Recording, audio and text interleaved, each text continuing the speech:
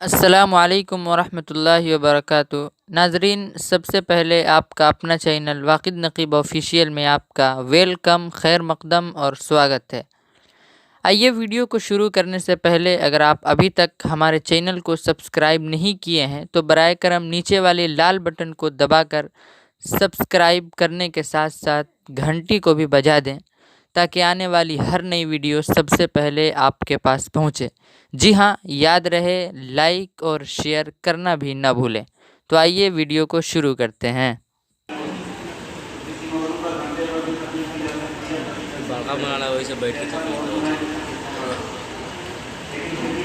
لیکن صاف کھڑکیاں کا ایسی طرح سے نہیں سکتا۔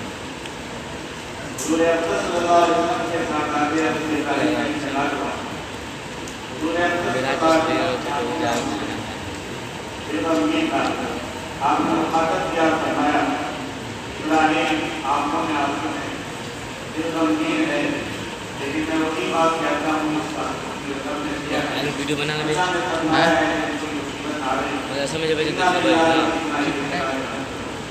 ہم بھی اس موقع پر کہتے ہیں حضرت مولانا صاحب رحمۃ اللہ علیہ، آپ کے جانے کے بعد ہمیں ہماری آنکھوں میں آنسو ہے، دل غمگین ہے، لیکن ہم کیا سکتے ہیں؟ ہم وہی بات کہتے ہیں جس کا حکم اللہ نے کیا ہے، اگر کوئی مصیبت آئے اس صحابی سفر کر رہے تھے، ان کی طبیعت خراب تھی، جب واپس آئے انتقال ہو گیا، بیوی نے کنارے پر رکھ دیا، بیوی سے پوچھا بیٹا کیا ہوا؟ کہا کہ بیٹا آرام میں۔ انہوں نے یہ سمجھا کہ شاید صحت مند ہو گیا اس لیے آرام میں ہے، اور ان کا مقصد یہ تھا کہ اللہ کی رحمت ہے۔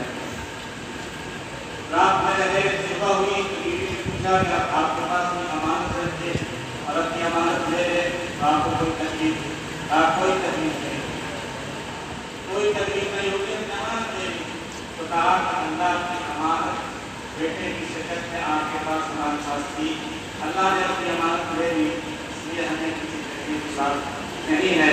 ہم بھی یہی کہتے ہیں کہ مولانا آپ اللہ کی امانت تھے، اللہ نے اپنی امانت دے دی، ہمیں بھی کوئی تکلیف نہیں۔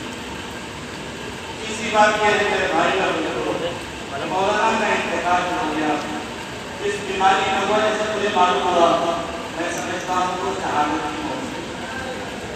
اگر کوئی سے ڈوب کر مر جائے، آپ میں جلنے سے مر جائے، دیوار گرنے سے مر جائے، داؤں جیسی بیماری میں مر جائے، یا اس طرح کوئی بری بیماری میں مر جائے تو شہادت کا درجہ ملتا ہے۔ میں سمجھتا ہوں کہ مولانا الیاس رحمۃ اللہ علیہ وہ اگر وہ شہادت کا درجہ ملا ہے، اللہ پاک ہم سب کو منہ سے بھر دے، ان کے درجات کو بلند فرمائے۔ چوتھی بات